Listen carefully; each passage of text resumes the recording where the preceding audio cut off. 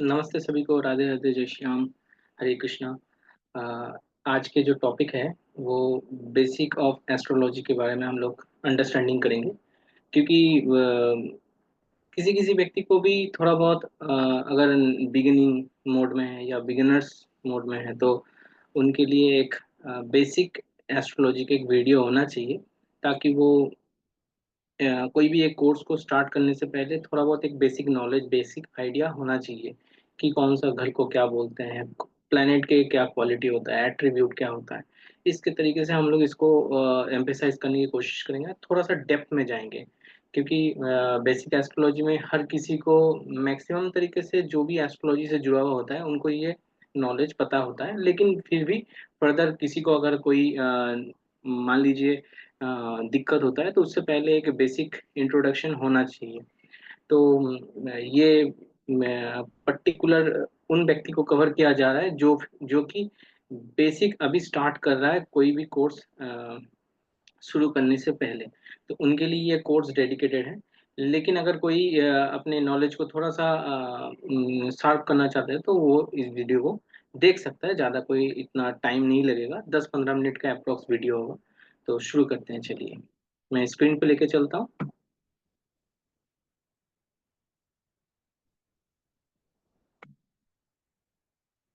ठीक है। Screen I think आप लोग दिख रहा होगा। यस, दिख रहा है।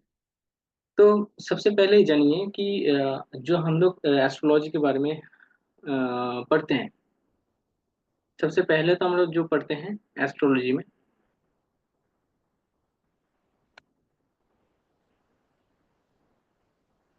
9 प्लैनेट के बारे में पढ़ते हैं, 12 राशिस के बारे में पढ़ते हैं,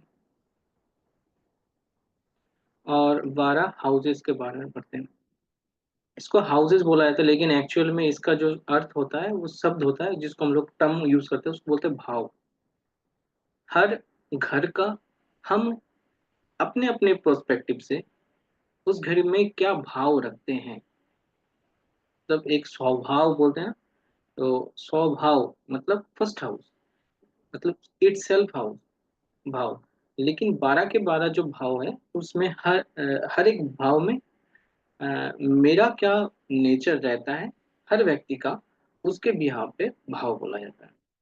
ठीक है। अब चलते हैं, 9 प्लैनेट के कारक तत्वों को पढ़ेंगे। 9 प्लैनेट के एट्रीब्यूट क्या होते हैं, 9 प्लैनेट की यूजेस क्या क्या होता है, एक इंट्रोडक्शन लेंगे। 12 राशि के इंट्रोडक्शन लेंगे, 12 हाउसेस के इंट्रोडक्शन लेंगे। तो चलते हैं आगे।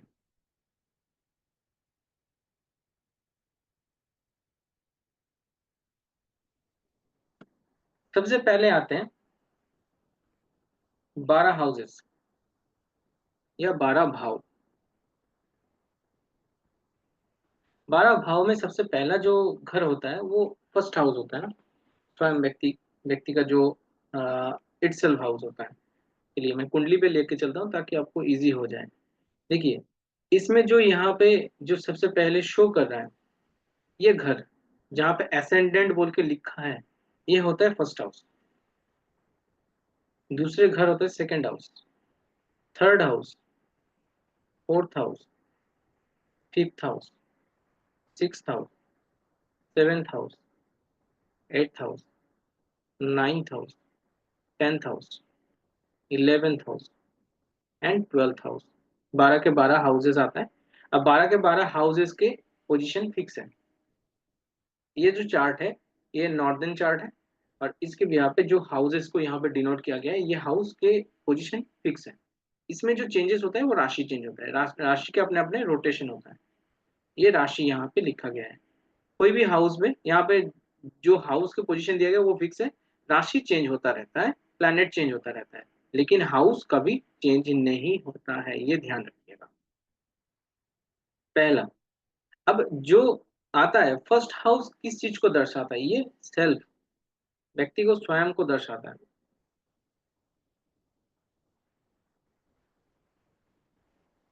इट सेल्फ, स्वयं को। दूसरा होता है, ये होता है व्यक्ति के बॉडी, फिजिकल बॉडी, व्यक्ति के माइंड। मन, कॉन्शियस माइंड अगर बोलेंगे तो, माइंड भी बोल सकते हैं, कॉन्शियस माइंड भी बोल सकते हैं। ये घर ही होता है व्यक्ति के पर्सनालिटी। व्यक्ति के अपने स्वभाव क्या है, व्यक्ति अपने आप को कैसे अपीयरेंस करके चलता है, दूसरों के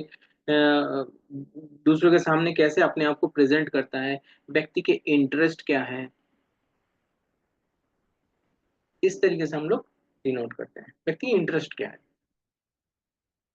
मतलब इच्छाएं क्या है, अपने अपने अपना इच्छाएं नहीं बोलेंगे, डिजायर नहीं बोलेंगे, इंटरेस्ट मतलब किस चीज में उनका सबसे ज्यादा अच्छा लगना, इस तरीके से। सेकंड जो हाउस होता है, सेकंड हाउस व्यक्ति के बैलेंस होता है, accumulation balance. Accumulation balance, accumulation मतलब जोड़ना, एडिड, कुछ भी ऐड करना। अब ऐड करने की तौर तरीके अगर बात किया जाए ऐड करने का, तो कोई भी ऐड हो सकता है ना, फैमिली का ऐड होना,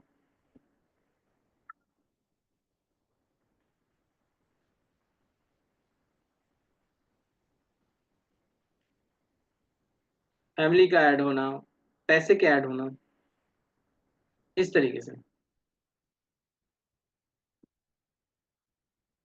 तो फैमिली का ऐड होना, पैसे का ऐड होना, एक्यूमुलेशन, इस तरीके से, इसलिए हम लोग इस घर को भी फैमिली का भी घर बोलते हैं। इस घर को भी इसलिए हम लोग फैमिली का घर बोलते हैं।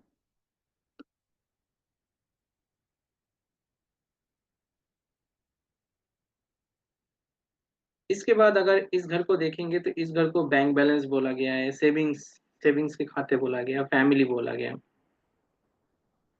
इस तरीके से आप देख सकते हैं इसको। इस घर घर को भी, सेकंड हाउस को भी फूड के हाउस, फूड हैबिट बोला गया है। यहाँ पे मेरा स्क्रीन के पोजीशन नहीं चल रहा अच्छे से, इसलिए मुझे थोड़ा सा दिक्कत हो रहा है लिखने में भी। मैं थोड़ा सा दूसरे जगह पर लिख देता हूँ ताकि स्क्रीन में मेरा पोजीशन में आ नहीं रहा।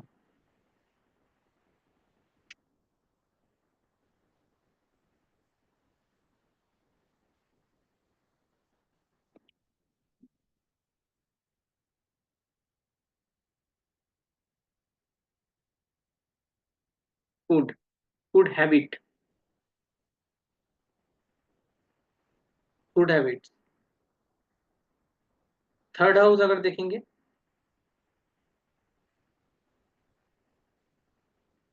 थर्ड हाउस अगर देखेंगे तो थर्ड हाउस ट्रैवल का होता है।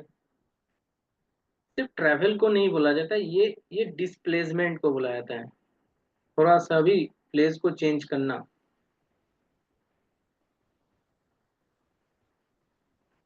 अपने प्लेस को चेंज करना, इसको ही बोला जाता है थर्ड हाउस। थर्ड हाउस क्या होता है, अपने जगह को चेंज करना, चेंज इन प्लेस, मतलब थोड़ा सा भी आप इधर से इधर खिसके ना, तब भी ये भी थर्ड हाउस के कारण ही है। क्योंकि थर्ड हाउस जो बोल रहा है ना आपको प्लेस को चेंज करने के लिए। तो ट्रैवल का एक हो गया, एक आपने जैसे ये अपने फैमिली है, अपने ओन फैमिली, छोटी फैमिली जिसको बोलते हैं। फोर्थ हाउस वैसे बड़े फैमिली होता है, गैदरिंग फैमिली, मतलब फैमिली में सभी व्यक्ति मतलब मदर फादर, भाई बहनें, वाइफ, बच्चे, मामा मौसी, जितने भी व्यक्ति अगर घर में आ रहा है, वो सभी व्यक्ति को चाचा बुआ के साथ रहते हैं, तो वो बड़े फैमिली को दर्शाता है, वो गैदरिंग फैमिली जो कि फोर्थ हाउस होता है। छोटी फैमिली मतलब मदर फादर, अपने फैमिली मतलब हस्बैंड वाइफ एंड बच्चे, ये होता है छोटे फैमिली। ठीक है। ओन फैमिली और गैदरिंग फैमिली अलग अलग होता है, थोड़ा सा डिफरेंस होता है। इसमें जॉइंट फैमिली पूरा आ जाता है, अगर ऐसे लिखेंगे तो जॉइंट फैमिली लिख सकते। थर्ड हाउस जो होता है ट्रैवल का होता है। ठीक है। डॉक्यूमेंटेशन का बोल सकते हैं।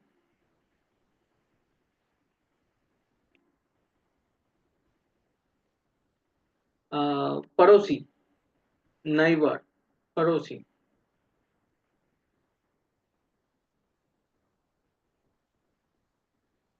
कम्युनिकेशन, थर्ड हाउस कम्युनिकेशन होता है, सेकेंड हाउस स्पीच होता है, वाणी कैसा है व्यक्ति का, हर्ष है, लेकिन कम्युनिकेशन थर्ड हाउस, आप दूसरों से कैसे बातचीत करते हैं। मीडिया, डिफरेंट टाइप के मीडिया जो होता है वो थर्ड हाउस, डिफरेंट टाइप के मीडिया, ऑनलाइन मीडिया हो गया, सोशल मीडिया हो गया, आप दूसरों से कनेक्ट होते हैं वो भी मीडिया गैदरिंग हो गया, इस टाइप के जितने भी, वो थर्ड हाउस। फोर्थ हाउस पे आते हैं, फोर्थ हाउस मदर का होता है, इमोशंस का होता है व्यक्ति का, पीस का होता है, मेंटल पीस, कंफर्ट होता है।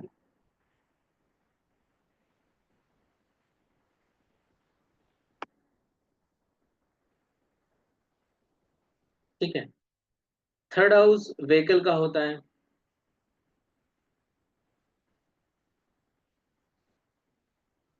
व्हीकल्स हो गया, लैंड हो गया, प्रॉपर्टी हो गया, इस तरीके से आप इसको देख सकते हैं।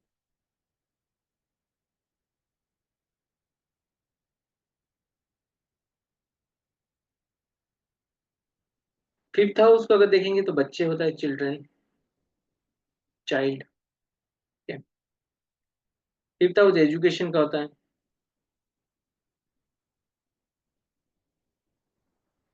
फिफ्थ हाउस आपके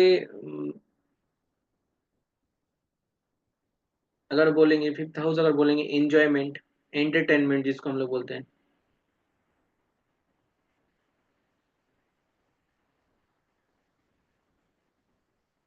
इस तरीके से आप फिफ्थ हाउस को देख सकते हैं। देखिए फिफ्थ हाउस भी यहाँ पे मैंने लिख दिया है।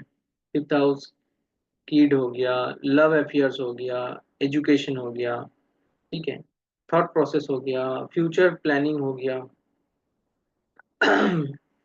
डाइजेशन हो गया, अपर बैक हो गया, इस तरीके से आप देख सकते हैं। बॉडी पार्ट भी यहाँ पे दे दिया गया है, तो इस तरीके से आप यहाँ पे ले सकते हैं। फिफ्थ हाउस ऑल्सो आपके हीलिंग, बॉडी हील करना ना, बॉडी हीलिंग, बॉडी ठीक होना, fifth house healing. Sixth house बोलेंगे तो daily, daily time management, daily lifestyle जिसको हम लोग बोलते हैं, डेली एक्टिविटी इसमें बोल देते हैं। लेकिन इसमें टाइम मैनेजमेंट प्रायोरिटी रहता है, टाइम मैनेज करना।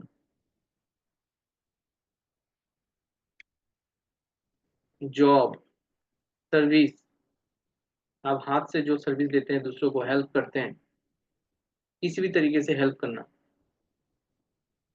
थर्ड हाउस डिजीज का, सिक्स्थ हाउस डिजीज का होता है, पेन का होता है, सफरिंग का होता है,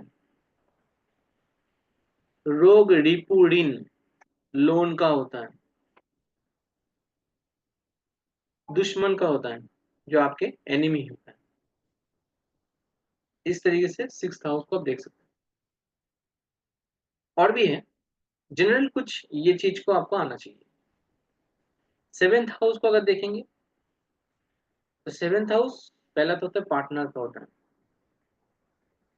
पार्टनर बोलिए चाहे स्पाउस बोलिए, पार्टनरशिप पर कोई भी व्यक्ति बोलिए, या फिर आपके साथ जो ट्रैवल कर रहा है, एक साथ जा रहा है, आपके आपके संग जो कंपनी दे रहा है, वो वो होता है seventh house.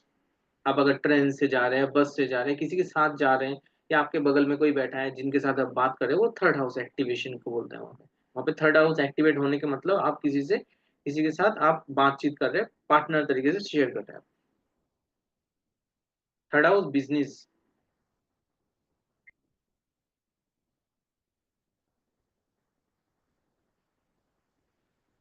Third house marriage life, married life.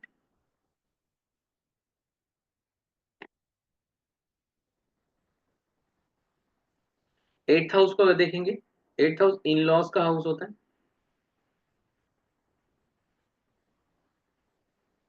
ये प्रॉब्लम का हाउस होता है।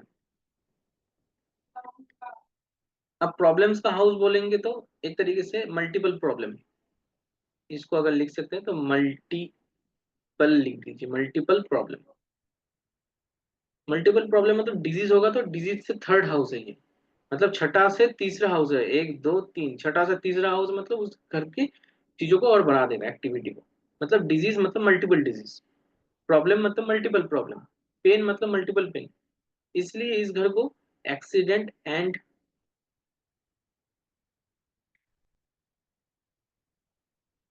डेथ का भी हाउस कहा गया है।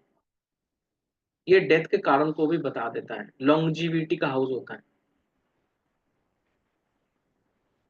ये ट्रांसफॉर्मेशन का हाउस बोला जाता है, लाइफ में ट्रांसफॉर्मेशन आना। व्यक्ति अगर अपने जॉब को चेंज कर रहा है, चेंज करके वो उनकी जॉब बहुत अच्छा नहीं चल रहा है, या जॉब में बहुत ज्यादा लॉट्स ऑफ ट्रबल आ रहा है, प्रॉब्लम आ रहा है, तो कहीं ना कहीं एट्थ हाउस के प्रॉब्लम होने के कारण लाइफ में एक 360 डिग्री रोटेशन मार देता है। जॉब में बोलिए चाहे लाइफ में भी बोलिए, एट्थ हाउस अगर एक्टिवेट रहता है तो लाइफ में इतना मल्टीपल ट्रबल देता है, प्रॉब्लम्स, इतना प्रॉब्लम देते हैं, व्यक्ति का 360 डिग्री रोटेशन हो जाता है, मतलब अपने लाइफ में ट्रांसफॉर्मेशन हो जाता है कुछ चीजों का। पहले कुछ और करता था, अभी कुछ और कर रहा है। पहले व्यक्ति का व्यवहार दूसरे तरीके का था, अभी दूसरे तरीके का व्यवहार करता है, मतलब उनमें कुछ चेंजेस आना, ट्रांसफॉर्मेशन। ठीक है। एट्थ हाउस का अगर बात किया जाए, एट सॉरी नाइन्थ हाउस की अगर बात किया जाए तो फादर का होता है, मुख्यतः फादर का होता है, टीचर का होता है। अब टीचर डिफरेंट टाइप के टीचर हो सकते हैं, गुरु हो सकता है, स्पिरिचुअल टीचर हो सकता है, आपके एजुकेशन टीचर हो सकता है, आपको जो गाइड करता है वो गाइड टीचर हो सकता है, कंसल्टेंट हो सकता है जो कि आपको टीच कर रहा है, उस टाइम को गाइड कर रहा है। टीचर एंड गाइड, जो गाइड करता है वही आपका टीचर है, एक तरीके से आपको मार्गदर्शन करा रहा है। आपके ब्लेसिंग्स हाउस है ये,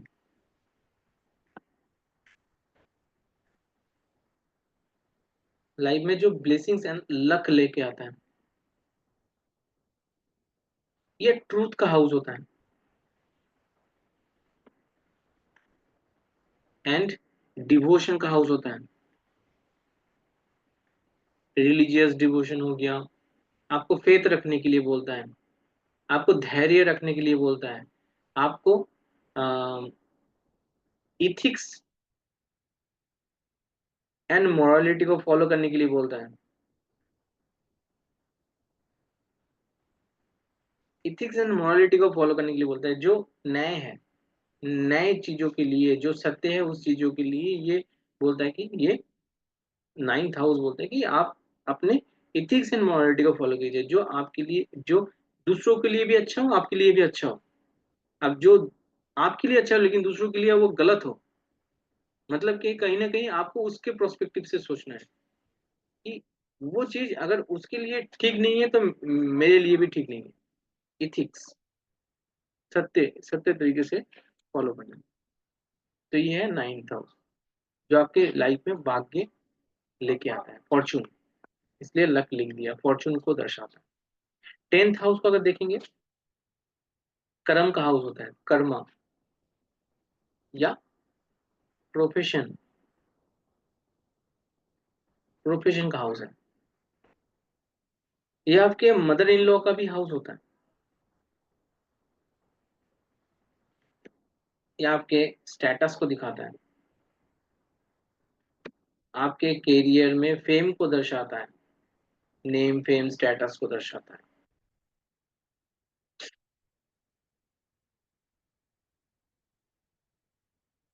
होता है ना एक टाइम पे व्यक्ति के नाम बहुत ज्यादा बढ़ता है, प्रमोशन मिलना, हालांकि प्रमोशन के लिए एक भाग्य भी होना चाहिए, तो नाइन्थ हाउस का एक्टिवेशन भी होना चाहिए, इस तरीके से। तो नाइन्थ हाउस इस सब चीजों को दर्शाता है, इलेवेंथ सॉरी टेंथ हाउस इस सब चीजों को दर्शाता है। फिर आते हैं इलेवेंथ हाउस। इलेवेंथ हाउस पर बात किया जाए तो इलेवेंथ हाउस में देखिए क्या आता है। सबसे पहले तो आता है, ये जो थर्ड हाउस होता था ये छोटे भाई बहन के लिए, मतलब यंगर, यंगर सिबलिंग्स, ये बड़े भाई बहन, एल्डर सिबलिंग्स को दर्शाता है।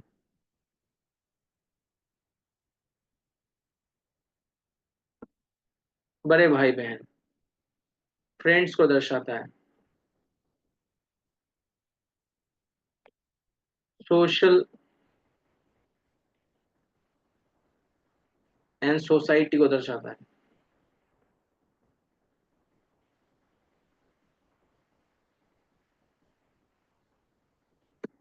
एनजीओ को दर्शाता है।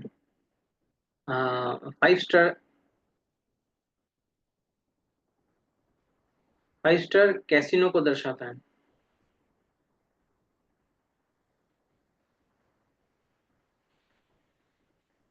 11th हाउस प्रॉफिट को दर्शाता है, profit and gain.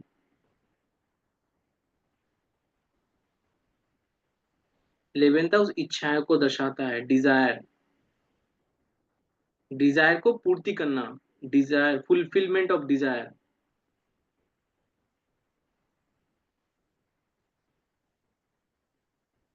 Fulfilment of desire, इच्छा को पूरा करने के लिए।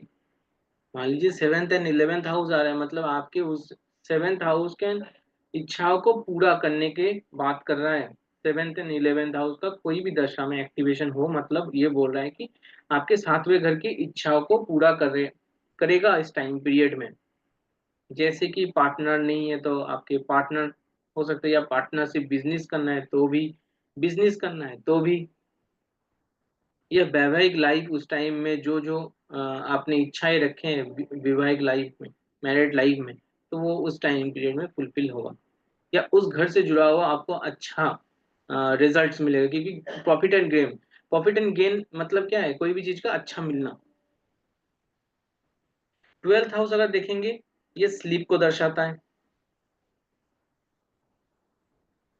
ये आपका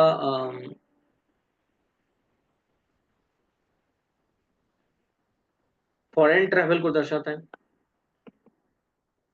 मतलब फॉरेन रिलेटेड जितनी भी एक्टिविटी है वो 12th हाउस से कनेक्टेड होता है।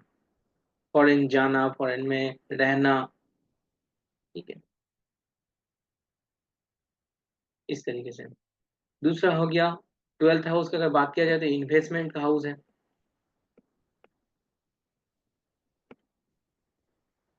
जैसे 6th हाउस सर्विस का होता है, 12th हाउस होता है डोनेशन का।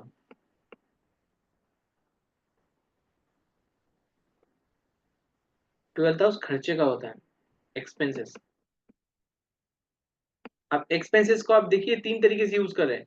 आप किसी में खर्चा कीजिए, या इन्वेस्ट कीजिए, किसी चीज में खर्चा कीजिए, इन्वेस्टमेंट कीजिए, या डोनेशन कीजिए। अगर वो एक्सपेंसेस नहीं करेंगे तो आपके एक्सपेंसेस आपके यूज में अगर नहीं रखेंगे तो वो खराब हो जाएगा। पैसे का 3 गति होता है। एक गति होता है या तो उसको डोनेशन कर दो, या इन्वेस्टमेंट कर दो। दूसरा, उसको सेविंग्स में रख दो। तीसरा, अगर यूज नहीं कर रहे हो, वो पैसा अचल है, तो वो खर्चे में जाएगा। और सेविंग्स भी हम लोग एक तरीके से करते हैं कि आगे फ्यूचर में काम आए, किसी चीज में खर्चा हो। और वो खर्चा, खर्चा इन द सेंस वो अपने पे भी खर्चा हो सकता है, किसी और पे खर्चा हो सकता है। इस तरीके से आप देख सकते हैं। अब बॉडी पार्ट में अगर बात किया जाए तो ये माइंड को दर्शाता है, फिजिकल बॉडी को दर्शाता है।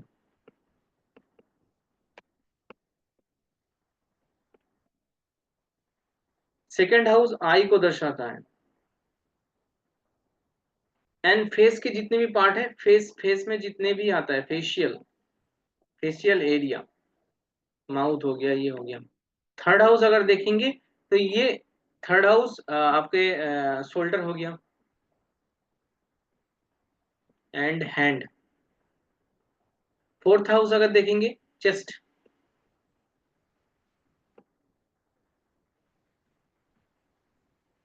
Chest area. 5th हाउस देखेंगे तो स्टमक, डाइजेशन एरिया होता है।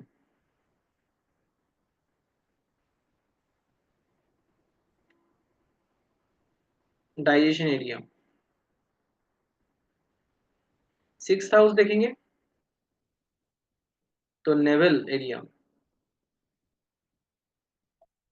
6th house naval area. 7th house हो गया आपके सेक्सुअल एरिया थोड़ा सा नेवल से नीचे।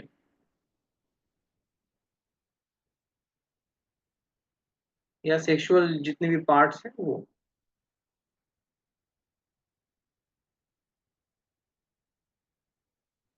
8th हाउस जो हो गया वो आपके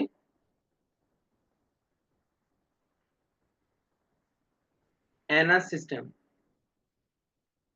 गुदा द्वार जिसको बोलते हैं एनस सिस्टम। 9th हाउस अगर बोलेंगे तो जांघे,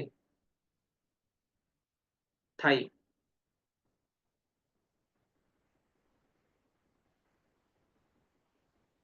10th हाउस अगर बोलेंगे तो जॉइंट्स, लेग के जॉइंट जो है, लेग जॉइंट्स।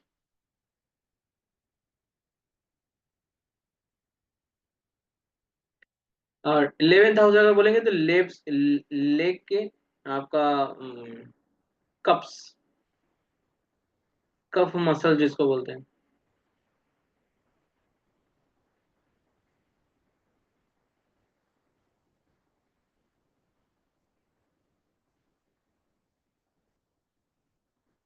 कफ मसल जिसको बोलते हैं हम लोग, पैर के जो ये जॉइंट, मान लीजिए थाई हो गया, ये जॉइंट हो गया, ये आपके लेग्स के जो कफ मसल हो गया। उसके बाद आपका मान लीजिए ये लेग, तो ये फीट जो एरिया होता है वो 12, टो एंड फीट। तो ये बॉडी पार्ट के हिस्से हैं। इस तरीके से आप बॉडी पार्ट को भी डिस्ट्रीब्यूट कर सकते हैं हाउस के अकॉर्डिंग।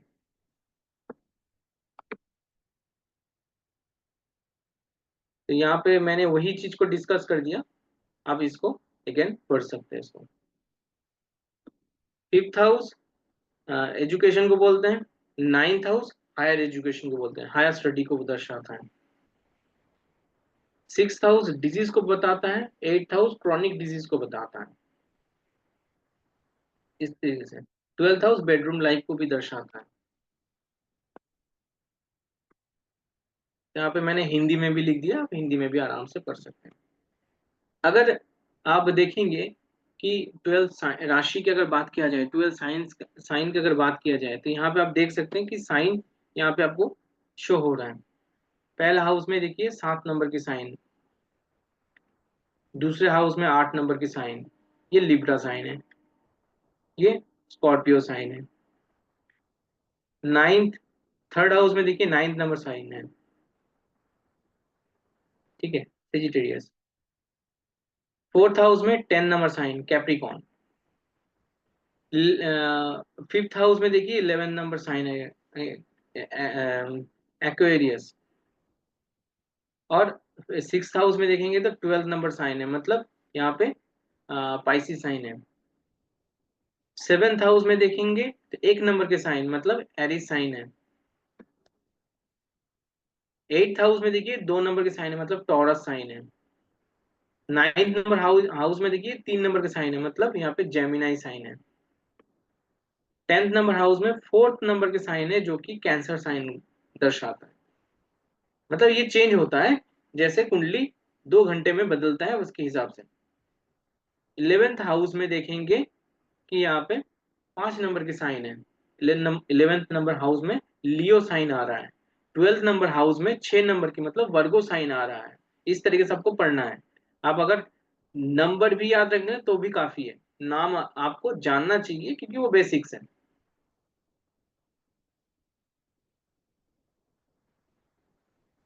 तो यहाँ पे 1 नंबर के साइन मेष, 2 नंबर की जो साइन दर्शाता है वो वृषभ या विष राशि, 3 नंबर की जो साइन है वो मिथुन राशि, 4 नंबर की जो साइन कैंसर साइन होता है वो कर्क कर्क राशि, 5 नंबर की जो साइन होता है सिंह राशि, 6 नंबर के आपका वर्गो या कन्या राशि, 7 नंबर के लिब्रा या तुला राशि, 8 नंबर के स्कॉर्पियो या वृश्चिक राशि, 9 नंबर के सेजिटेरियस या धनु राशि, ठीक है। 10 नंबर के आप देखेंगे तो कैप्रिकॉन या मकर राशि, 11 नंबर में देखेंगे एक्वेरियस या कुंभ राशि, और 12 नंबर में पाइसिस या मीन राशि। यहाँ पे भी उसके राशि के स्वामी भी दिया गया है। जो मेष राशि है उसके स्वामी है मंगल। विष राशि या वृषभ राशि या टॉरस राशि जिसको आप साइन बोलेंगे, वो उसके जो लॉर्ड है वो शुक्र है। मिथुन राशि के लॉर्ड बुध है। कैंसर या कर्क राशि के चंद्रमा।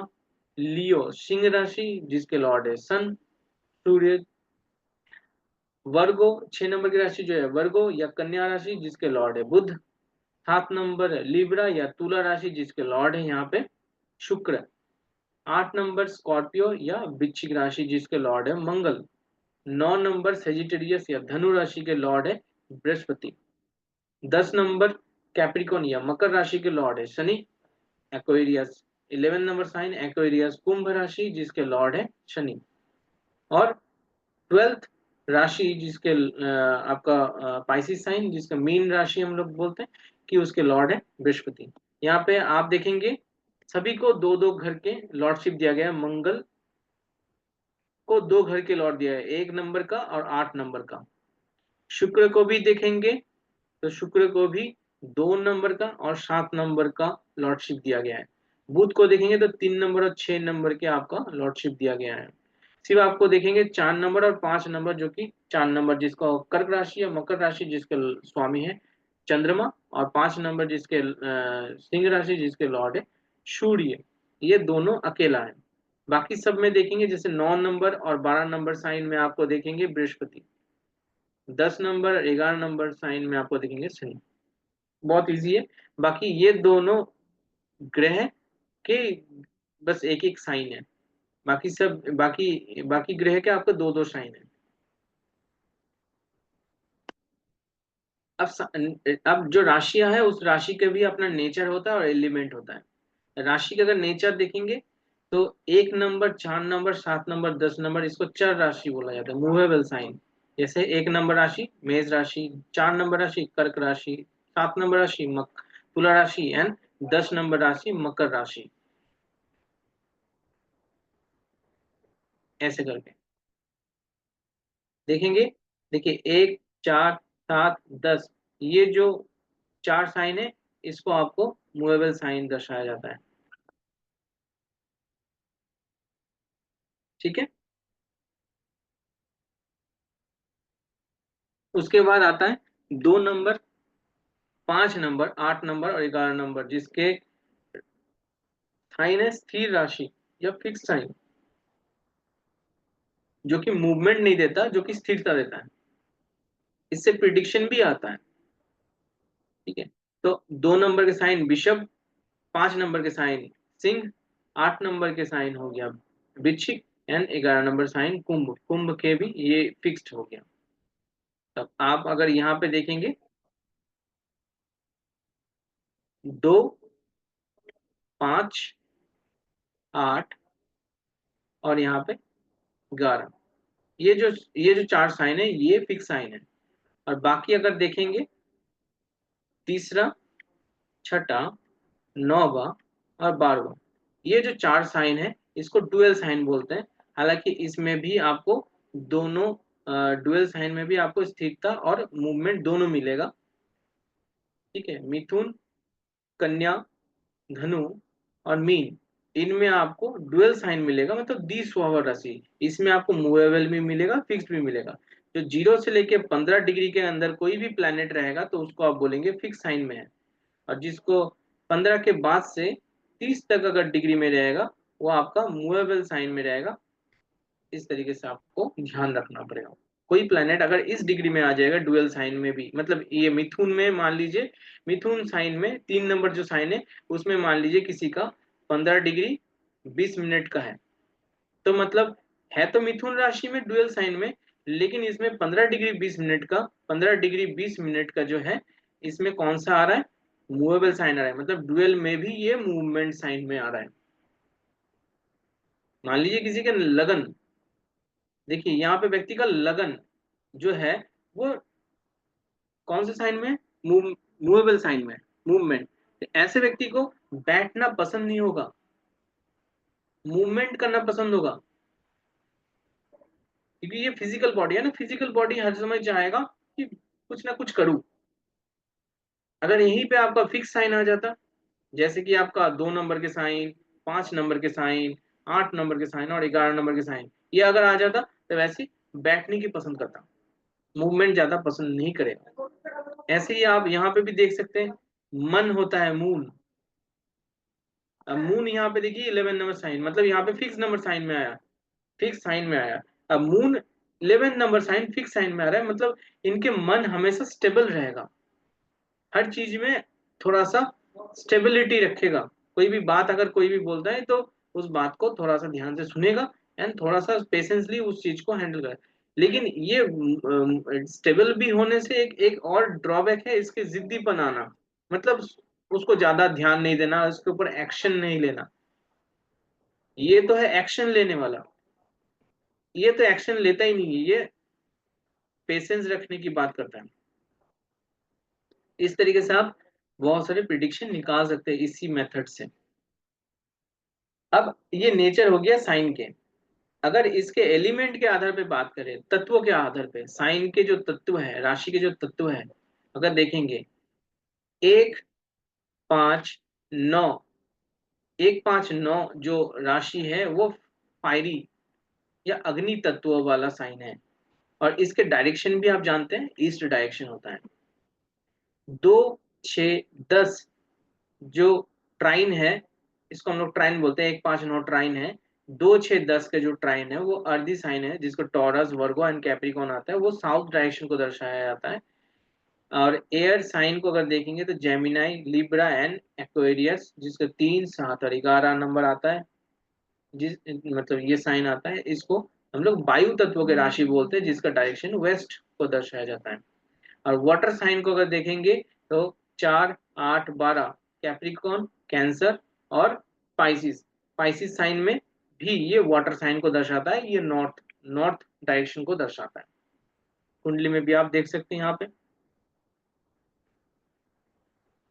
1 5 9, 1 5 9 को फायरी साइन बोला जाता है। 2 6 10 ये भी एक ट्राइन है, जिसको एरी साइन बोला जाता है। ठीक है, सॉरी अर्दी साइन बोला जाता है, एरी नहीं, अर्दी साइन बोला जाता है। 2 6 10 अर्दी साइन।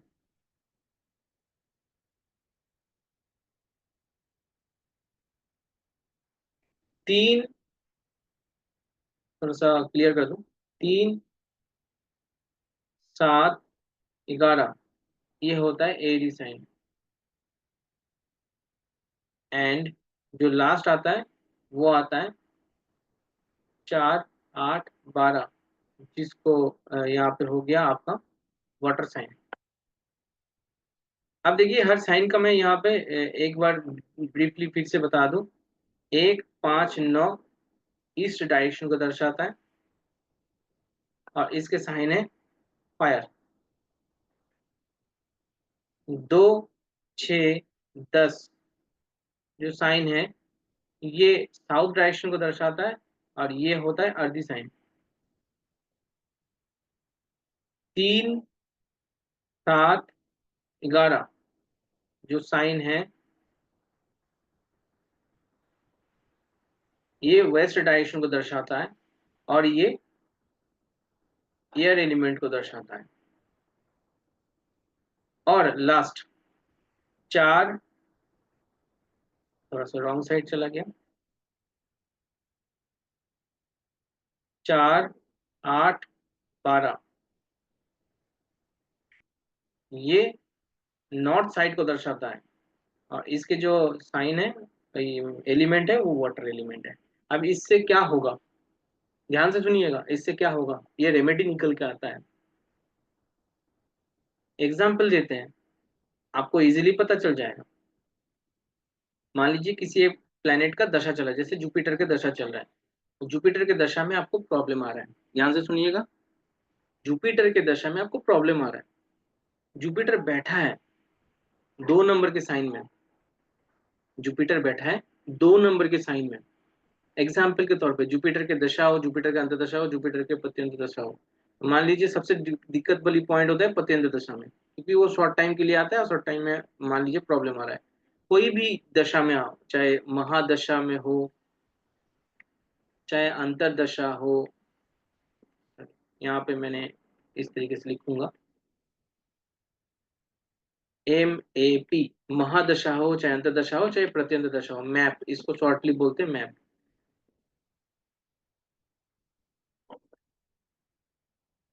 चाहे महादशा ये, अंतर्दशा ये और प्रत्यंत दशा है। इसको एक और नाम से बोल सकते हैं, दशा भुक्ति अंतरा, DBA। ठीक है।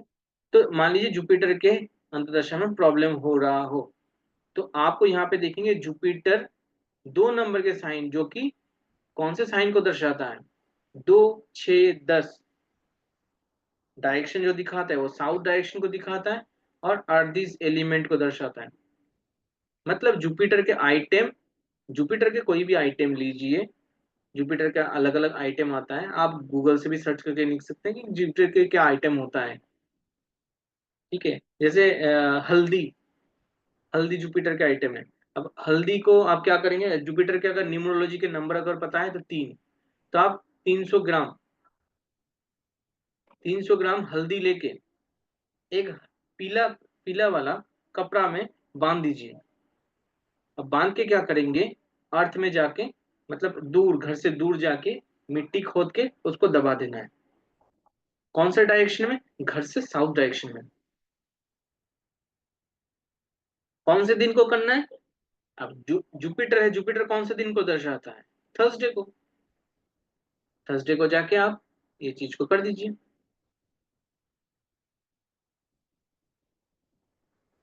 ठीक है। इस तरीके से आपको रेमेडी आता है, आपको रेमेडी को फॉर्म कर सकते हैं ये एलिमेंट के आधार पे, बहुत इजी तरीका है। और आपको रेमेडी बहुत स्ट्रांगली आपको उसके रिजल्ट मिलेगा। ठीक है। आगे चलते, 9 प्लैनेट की अगर बात करें, तो 9 के 9 प्लैनेट का अपना अपना एट्रीब्यूट होता है। जैसे सन फादर को दर्शाता है, गवर्नमेंट को दर्शाता है, सेल्फ ईगो को दर्शाता है। एक सन की क्वालिटी वाले व्यक्ति के अपना एक वेटेज होता है ना, इसलिए वो ज्यादा कुछ बात नहीं करता अपने ईगो के चलते। फेम एंड स्टेटस को दिखाता है, ऑथोरिटी को दिखाता है, लीडरशिप क्वालिटी होता है ना, ऑथोरिटी भी उनके अंदर होता है क्वालिटी। पब्लिक फिगर होके चलता है हमेशा। अब देखेंगे सन को अगर राजा से कनेक्ट करेंगे तो आपको इजीली पता चल जाएगा। पब्लिक फिगर होता है, दूसरों के लिए एक अट्रैक्शन पॉइंट बनता है। जिसका सन अच्छा हो उसका ये चीज क्वालिटी आता है। और लगन में मान लीजिए किसी का सन बैठा हो, लगन में मान लीजिए किसी का सन बैठा हो, तो ऐसा व्यक्ति के स्वभाव इस तरीके का होता है, लेकिन अच्छा स्थिति में हो। अच्छा स्थिति मतलब नीच का ना बैठे। अब नीचता उच्चता के लिए अभी बात करेंगे, लेकिन यहाँ पे मान के चलिए सन अगर अच्छा हो व्यक्ति का, तो वो ये वेटेज डिलीवर करता है। सन को अगर देखेंगे तो ये हार्ट का कारक है। अगर सन एफ्लिक्शन में हो, 6th हाउस में एप्लीकेशन हो, एफ्लिक्शन हो, या इस तरीके से कुंडली में अगर आप देखेंगे कि सन अगर प्रॉब्लमेटिक हो, तो आपको आई से जुड़ा हुआ, बोन से जुड़ा हुआ या हार्ट से जुड़ा हुआ प्रॉब्लम आ सकता है, डिजीज आ सकता है। मून को अगर देखेंगे तो मदर को दर्शाता है, एक्सपेंसेस जो आपके खर्चे हैं, कैश खर्चे हैं, एक्सपेंसेस है, कैश लिक्विडिटी, उसको भी दर्शाता है। चलित, चलित पैसे जो इसको हम लोग डेली ट्रांजेक्शन में यूज करते हैं। ठीक है। ट्रैवल को दर्शाता है, मूवमेंट, डिस्प्लेसमेंट या चेंज इन प्लेस को भी दर्शाता है मून। अगर मून के दशा आपको बहुत ज्यादा प्रॉब्लमेटिक दे रहे हैं तो आप घर से दूर चला जाइए, आप अपने प्लेस को चेंज कर दीजिए, या फिर आप ट्रैवल करिए, या एक बार घूम के आ जाइए मंथली, तो भी आपके मून बैलेंस होता रहेगा। या अपने आसपास में पानी के चीजें को रखने की कोशिश कीजिए। नींद में भी सोएंगे, मतलब जब स्लीप मोड, जब सोएंगे रात को, तो उसमें आप क्या कर सकते हैं, अपने हेड हेड के ऊपर पानी की बोतल ले सकते हैं, जो कि आपके इमोशंस को बैलेंस करेगा। मून के दशा खासकर, जो कि आपके लिए, मून वहां पे अगर अच्छा फल दे रहा है तो आपको अच्छा रिजल्ट देगा। अगर खराब खराब स्थिति में हो, खराब स्थिति में हो या प्रॉब्लमेटिक हो, तो आपको ट्रैवल, ट्रैवल देगा, आपको इमोशनली डिस्टरबेंस करेगा। तो उससे अच्छा आप प्लेस को चेंज करना स्टार्ट कर दिए, आप ट्रैवल करिए। अब पानी अपने आसपास रखने की कोशिश कीजिए, क्योंकि आपका मन डिस्टर्ब होगा बहुत ज्यादा। क्योंकि मून ऑल्सो माइंड, मन, इमोशंस, थॉट्स आपके। और अगर सन और मून में अगर डिस्ट्रीब्यूट किया जाए ना, तो सन राइट आई को दर्शाता है, मून लेफ्ट आई को दर्शाता है।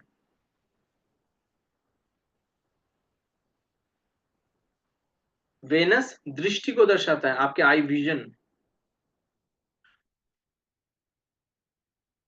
मार्स अगर देखें, देखा जाए तो मार्स भाई को, छोटे भाई को दर्शाता है, यंगर ब्रदर को दर्शाता है। बॉडी को दर्शाता है, फिजिकल बॉडी जो स्वयं व्यक्ति की बॉडी है। ठीक, आपके विल पावर को दर्शाता है, साहस, करेज को दर्शाता है। अगर किसी के देखिएगा थर्ड हाउस में मार्स अच्छे स्थिति में, मतलब उच्च भाव में बैठा है, या ऐसे ही बैठा है कि नीचता में नहीं है, या किसी प्लेनेट के एफ्लिक्शन में नहीं है, कोई खराब प्लेनेट के एफ्लिक्शन में नहीं है, अपने मतलब एनिमिकल कोई प्लैनेट से दृष्टि नहीं मिल रहा है इनको, तो मार्स क्या होगा कि थर्ड हाउस खुद करेज का हाउस होता है, साहस का हाउस होता है। थर्ड हाउस स्टेप लेने को बोलता है, करेज का हाउस। उसमें मार्स अगर आ जाए तो ऐसे व्यक्ति की करेज क्वालिटी बढ़ जाए, मतलब साहस बढ़ जाता है। अब भगवान, गॉड अगर देखेंगे तो गॉड किसी को साहस ऐसे ही नहीं देता, उनके जीवन में चैलेंजेस भी देता है, जिसके चलते वो साहस दिखा पाता है उस जगह पे। और आपकी लाइफ में अगर चैलेंजेस नहीं आ रहे तो आप साहस कहाँ दिखाएंगे, अपने करेज को कहाँ दिखाएंगे।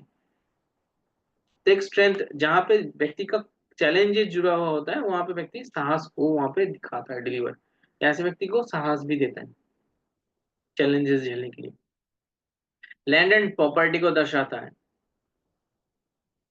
पब्लिक एक्टिविटी को सॉरी फिजिकल एक्टिविटी दर्शाता है, जैसे स्पोर्ट्स हो गया, जिम हो गया, स्पोर्ट्स टाइप के जितने भी एक्टिविटी होता है, फाइटिंग वगैरह भी, फाइटिंग एंड करेज का भी, एग्रेशन का भी यहाँ पे मार्स से ही लिया जाता है, फाइट। मार्स लोन को भी दर्शाता है, कि लोन अगर व्यक्ति को नहीं मिल रहा, कहीं ना कहीं मार्स यहाँ पे एफ्लिक्शन में है। मरकरी को अगर देखेंगे, बुध ग्रह को अगर देखेंगे तो ये यंगर सिबलिंग्स को दर्शाता है, जो कि छोटे भाई बहन को ही दर्शाता है। पड़ोसी को दिखाता है, नाइबर, पड़ोसी। पार्टनर को दिखाता है, पार्टनरशिप को भी दिखाता है। पार्टनर पार्टनर मतलब पार्टनरशिप वाला पार्टनर, जो बिजनेस में काम आता है, बिजनेस। मर्क्यूरी ना बहुत कैलकुलेटिव होता है, कम्युनिकेशन स्किल इनके अंदर अच्छा होता है, एजुकेशन क्वालिटी, एजुकेशन स्किल इनके पास अच्छा होता है, डॉक्यूमेंटेशन से जुड़ा हुआ क्वालिटी देता है मरकरी। मरकरी बॉडी के अगर चीजों को देखा जाए तो ये नर्वस सिस्टम को दर्शाता है, इंटेलिजेंस को दर्शाता है, बुद्धि एंड एंजॉयमेंट को भी दर्शाता है। मार्स के बिहार पे आप एक देखेंगे तो मार्स के बॉडी पार्ट में देखेंगे तो टीथ, किसी के मार्स बहुत स्ट्रांग हो ना तो उसका टीथ बाहर आता है, थोड़ा सा बाहर साइड में। सेकेंड हाउस में अगर मार्स आए तो टीथ को दर्शाता है, क्योंकि वो फेशियल पार्ट है ना, फेशियल पार्ट में मार्स थोड़ा सा उच्च का हो तो टीथ को दर्शाता है वो, तो वो स्ट्रांग को दर्शाता है। ऐसे व्यक्ति के अंदर जिद्दी नेचर का होता है एंड दूसरों से बहस भी करता है। जुपिटर, जुपिटर टीचर, जो आपको टीच कर रहा है, चाहे स्पिरिचुअल टीचर हो चाहे आपको एजुकेशनल टीचर हो। जुपिटर फेथ बिलीव को दर्शाता है, लक को दर्शाता है, ब्लेसिंग को दर्शाता है, इथिक्स एंड मॉरलिटी को दर्शाता है, विजडम को दर्शाता है, रिलीजियस को दर्शाता है। जो कि नाइन्थ हाउस में आप ये चीज को देखें, सेम लाइक जुपिटर, जुपिटर का वो ओनर हाउस होता है, अपने हाउस है। जुपिटर डाइजेस्टिव सिस्टम को दर्शाता है, लिवर को दर्शाता है and intestine, small and large intestine, पाचन के सिस्टम को पूरा दर्शाता है एक्चुअली में। वेनस को देखेंगे तो वेनस वाइफ का कारक है, स्पाउस, वाइफ। एंड मार्स को यहाँ पे आपको विगु विगु नंदी नाड़ी में जब आप काम करेंगे तो मार्स को वहाँ पे हस्बैंड का कारक माना जाता है। लेकिन अगर वैदिक में अगर आप यूज करेंगे तो वहाँ पे जुपिटर को हस्बैंड का कारक माना गया वैदिक में। वेनस को देखेंगे तो वाइफ का कारक, रिलेशनशिप, आप दूसरों से, जितने व्यक्ति के साथ अगर रिलेशन आप शेयर कर रहे हैं, दूसरों के साथ एक कनेक्ट कनेक्टिविटी कर रहा है, रिलेशन को अच्छा करने की कोशिश कर रहा है, कहीं ना कहीं वेनस का वहां पे कार्य होता है। वेनस अगर अच्छा होगा तो दूसरे के साथ आपको रिलेशन अच्छा होगा। वेनस अगर एफ्लिक्शन में रहेगा तो रिलेशन दूसरों के साथ अच्छा नहीं होगा उतना।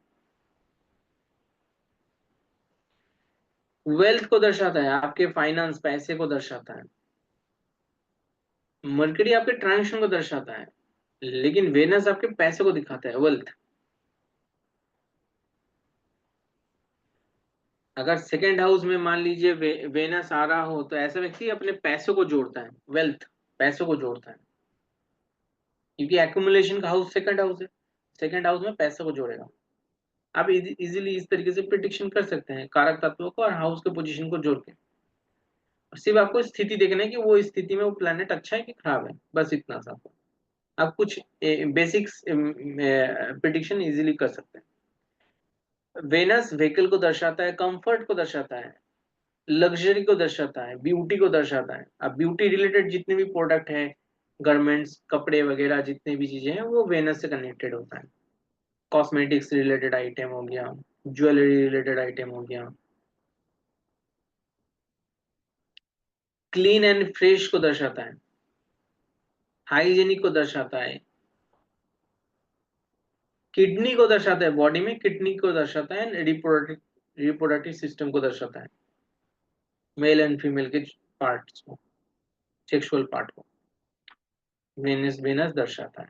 तो इस तरीके से आप वेनस को देख सकते हैं। सैटर्न को अगर देखेंगे तो ये प्रोफेशन को दर्शाता है। सैटर्न कैरियर, कर्म, प्रोफेशन। अगर देखिए प्रोफेशन में आपको या तो रिस्पॉन्सिबिलिटी लेना पड़ेगा या आप भागेंगे। भागेंगे तो आपको प्रॉब्लम सफरिंग आएगा, पेन एंड सफरिंग आएगा। डिले देता है, स्लीप देता है, लेजीपन देता है, ज्यादा सोना, कोई कार्य में डिले आना, लेजीनेस आना। हार्ड वर्क, मेहनत कराता है। अगर मेहनत कर रहे हैं, रेस्पॉन्सिबिलिटी लेके करते हैं तो सैटर्न आपका बहुत स्ट्रांग है।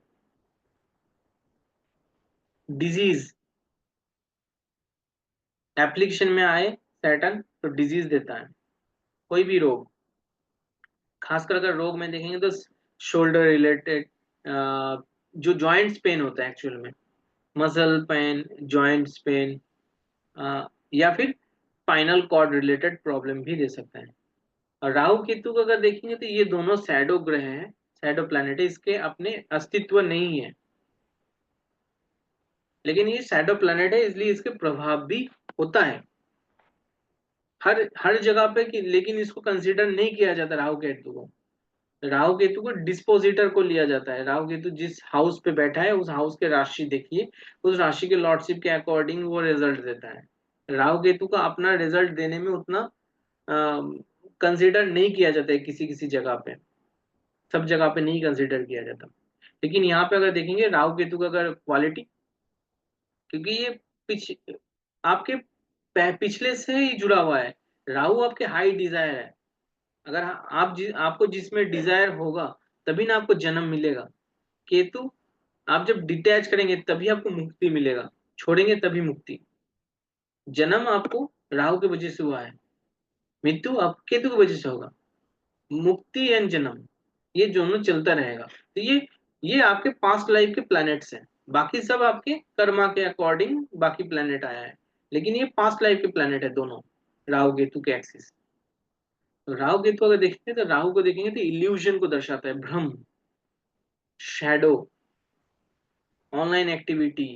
क्योंकि ऑनलाइन एक्टिविटी में आप दूसरों को एक दूसरे को देख नहीं पा रहे या फिर विजुअली देख पा रहे हैं, सामने नहीं देख पा रहे। एंजाइटी को दर्शाता है, मार्स गुस्सा होता है, राहु एंजाइटी को दर्शाता है।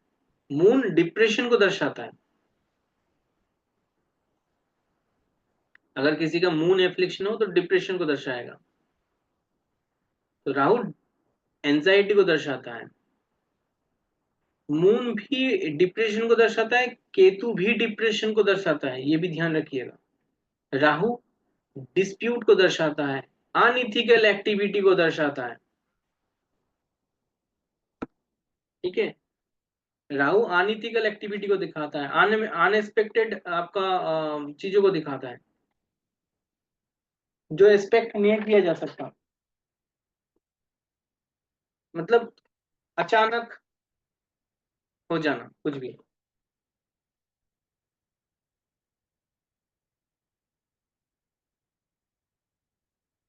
फॉरेन रिलेटेड कोई भी, जैसे फॉरेन में रहना, फॉरेन ट्रैवल करना, या फॉरेन वर्क से जुड़ा हुआ, फॉरेन के कार्य से जुड़ा हुआ राहु दर्शाता है।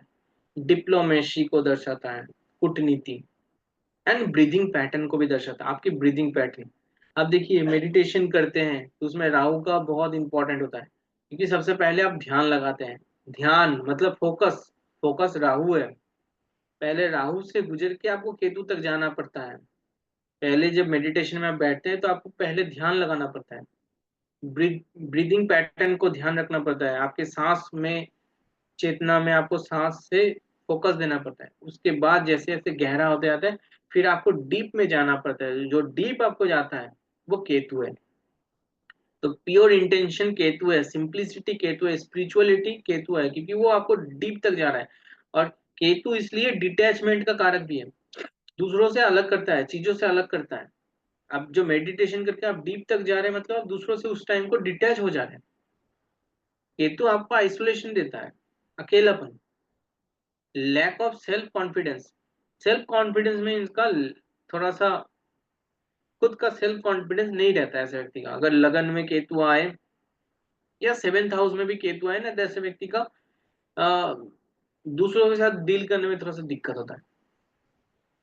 कॉन्फिडेंस बिल्ड नहीं रहता, दूसरों के हमेशा हेल्प लेने की इनको जरूरत पड़ता है। कंपनी चाहिए इनको, कोई भी कार्य करेगा तो उसमें भी इनको हेल्प चाहिए किसी का। केतु मिस्टेक भी दर्शाता है, गलतियां को दर्शाता है। जिस घर से जुड़ा हुआ, जिस घर में केतु बैठा रहेगा, उस घर से जुड़ा हुआ आपको मिस्टेक्स लाइफ में मिलेगा। ठीक है, मैंने यहाँ पे हिंदी में भी लिख दिया मैंने। अगर यहाँ पे देखेंगे, सन एक नंबर साइन में उच्च का होता है, 7 नंबर साइन में नीच का होता है। मून 2 नंबर के साइन में उच्च का होता है, 8 नंबर साइन में नीच का होता है। मरकरी देखेंगे 6 नंबर साइन में उच्च का होता है और 12 नंबर साइन में नीच का होता है। वैसे ही वेनस 12 नंबर साइन में उच्च का होता है, 6 नंबर साइन में नीच का होता है। मार्स को देखेंगे तो 10 नंबर साइन में उच्च का होता है और 4 नंबर साइन में नीच का होता है।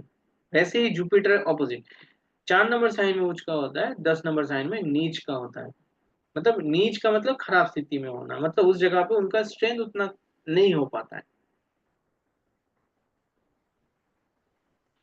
सैटर्न को देखेंगे तो ये सन के ऑपोजिट है, लिब्रा साइन में उच्च का होता है, एरिस साइन में नीच का होता है। राहु को देखेंगे तो 2 नंबर साइन में उच्च का होता है और 8 नंबर साइन में नीच का होता है। केतु 8 नंबर साइन में उच्च का होता है और 2 नंबर साइन में नीच का होता है। अब यहाँ पे एस्पेक्ट्स भी लिखा गया है, दृष्टिया। सन के 7वें दृष्टि होता है। यहाँ पे मैं इसको एक्सप्लेन कर देता हूँ ताकि आपको इजी पता चल जाए। अब यहाँ पे आपको अगर देखेंगे तो मान लीजिए 1 नंबर साइन में सन बैठा हो, तो यहाँ पे ये क्या हो जाएगा, उच्च का हो जाएगा। सन अगर यहाँ पे चला जाए तो ये 7 नंबर यहाँ पे नीच का हो जाएगा। वैसे ही सैटर्न यहाँ पे उच्च का होता है, लेकिन अगर 1 नंबर साइन में चले तो सैटर्न नीच का हो जाता है। सन यहाँ पे नीच का होता है, सन यहाँ पे उच्च का होता है।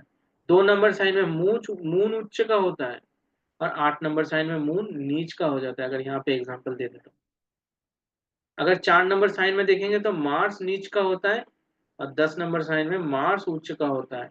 यहाँ पे जुपिटर नीच का हो जाता है 10 नंबर साइन में, और 4 नंबर साइन में जुपिटर उच्च का होता है। 6 नंबर साइन में मरकरी उच्च का होता है और वेनस नीच का हो जाता है। 12 नंबर साइन में मरकरी नीच का हो जाता है और वेनस यहाँ पे उच्च का हो जाता है। ठीक है, इस तरीके से आपको ध्यान रखना पड़ेगा। और कौन सा था, आई थिंक सब लिख दिया मैंने। राहु केतु से, राहु आपका देखेंगे, राहु आपका 2 नंबर साइन में उच्च का होता है। तो यहाँ पे जस्ट यहाँ पे लिख दीजिए राहु, राहु उच्च का हो यहाँ पे और नीच का यहाँ पे राहु। यहीं पे केतु उच्च का होता है, केतु 2 नंबर साइन में नीच का होता है। इस तरीके से आपको ध्यान रखना प्लेनेट को।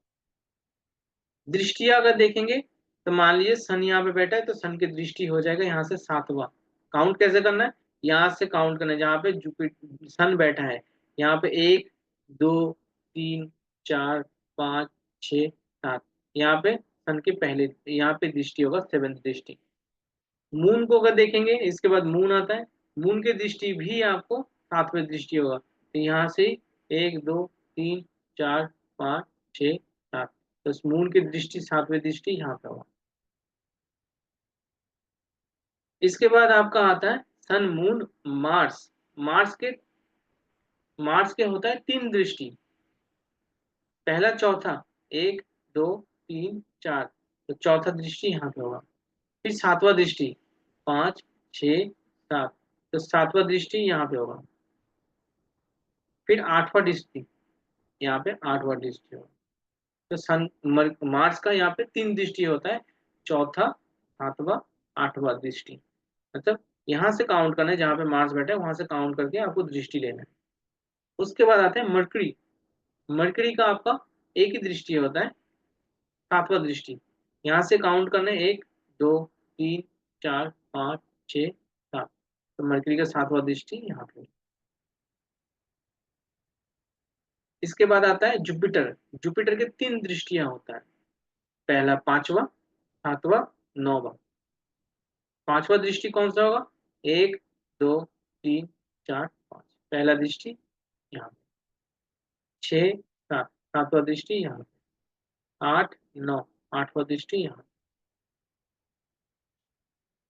अब जहां पे बैठा है वहां पे भी तो उसका रिजल्ट देगा, और दृष्टिया का भी वहां पे प्रभाव देगा।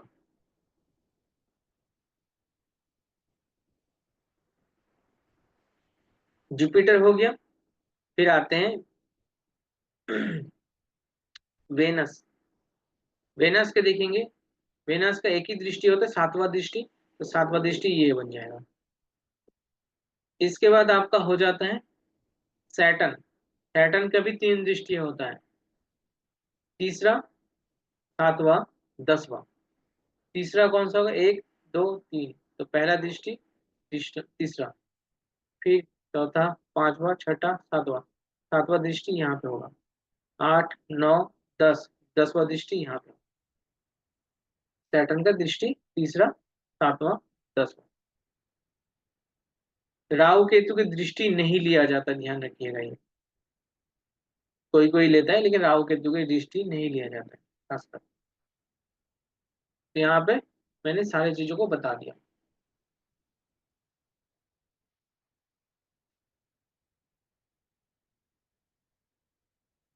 इसके बाद आता है लास्ट, प्लैनेट के भी अपना तत्व होता है। जैसे सन फायरी तत्व है, अग्नि तत्व, मार्स अग्नि तत्व, केतु भी अग्नि तत्व है।